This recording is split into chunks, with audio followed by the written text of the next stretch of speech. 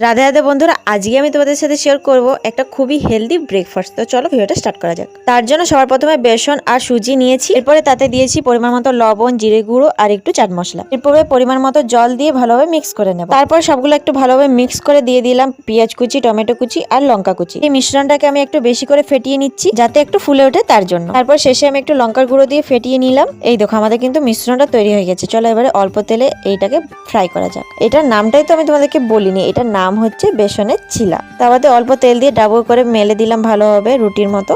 এরপর এটাকে এপিট উপিট করে ভালোভাবে ভেজে নিলে তৈরি হয়ে গেল আমাদের বেসনের ছিলা। এরপরে আমি এখানে টমেটো সসের সাথে সার্ভ করলাম। তোমরা চাইলে গ্রিন চাটনির সাথে এটা সার্ভ করতে পারো, পুদিনা চাটনির সাথে, ওটার সাথে আরো বেস্ট লাগবে খেতে। এন্ড ওটা খুব হেলদিও। এন্ড গাইস, দেখতে যেরকম খেতে সেরকম দারুণ হয়েছিল। ব্রেকফাস্টের জন্য তো বেস্ট। তোমরা কিন্তু একবার বাড়িতে বানিয়ে দেখো, আশা করছি ভালো লাগবে। চলো আজকের মতো এখানে শেষ করলাম ভিডিওটা। আর রেসিপিটা কেমন লাগলো অবশ্যই কমেন্ট বক্সে কমেন্ট করে জানিও। সবাই সুস্থ থেকো, ভালো থেকো। আজকের মতো এখানেই টাটা।